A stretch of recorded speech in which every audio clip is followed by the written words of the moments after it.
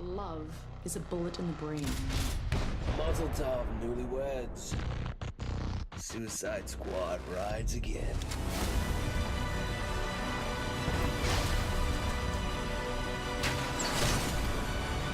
You have no idea what this city is up against. Oliver Queen is the Arrow. What are you going to do? It's over.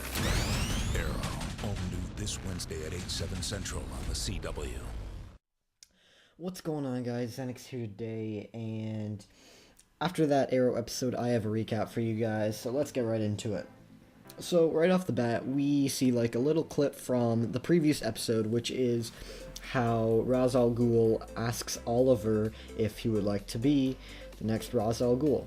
Now, it's pretty much like a rhetorical question, because if he refuses it, then Ra's al Ghul has to do things to make him be the next Ra's al Ghul. Kind of like, if he doesn't do it, bad things will happen, and there'll be consequences for him not doing it. So, anyways, Oliver refuses pretty much, and we see a little bit of the Lazarus Pit and how he like heals his hand a little bit later on. So that is the Lazarus Pit, I'm pretty sure. Later we see how the entire Arrow team questions Oliver. Like, it's every single time they question him, they're like, oh, what's happening now? How come this is happening? Why would you do this? So it's always a problem that Oliver faces whenever he returns from Nanda Parbat and returns from talking to Ra's al Ghul.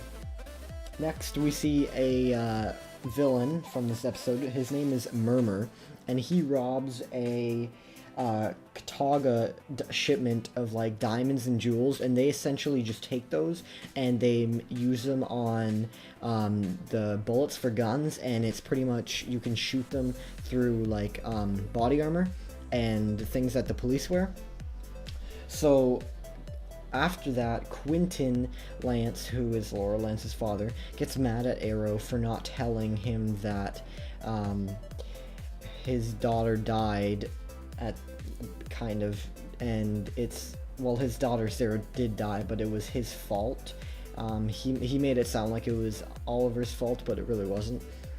And this is really what Ra's al Ghul said, that everybody would turn on him, which is starting to happen, but and then after Thea finally gets Merlin back, and all she is concerned to do is to kill him. She just wants to stab him, and I'm pretty sure she said that she tried once and he stopped her, and then they were talking, and then she tried to stab him again.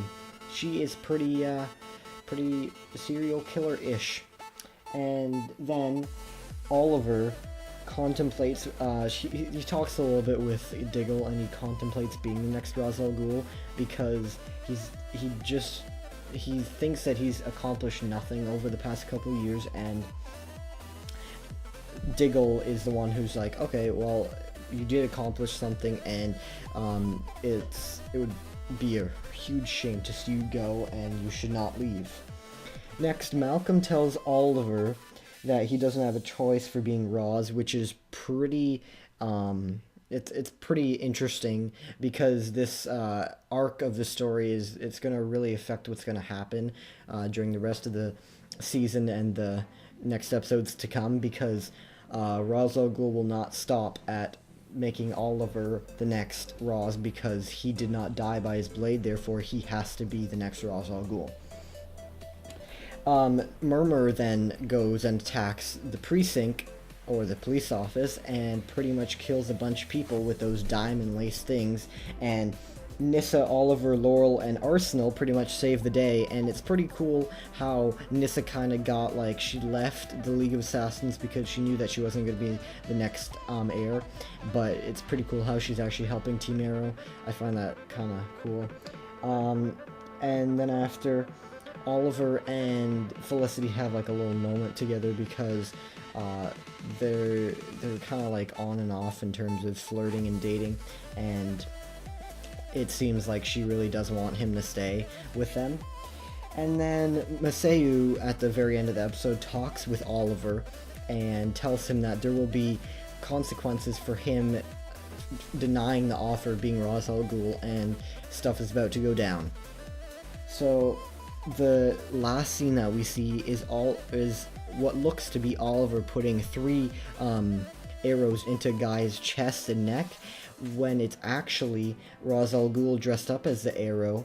And this is pretty much what's going to happen. I'm guessing he is going to do this so that Oliver is going to get a bad name across the city, and then it's going to force him to take Ra's al Ghul's to be the next Ra's al Ghul, and he is going to like understand that it's his destiny to be him, and whatever Ra's al Ghul said is actually happening.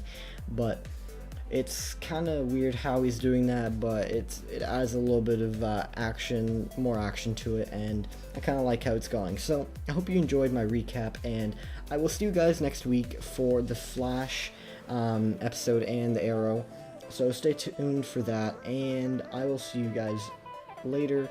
Like, comment, and subscribe, and peace.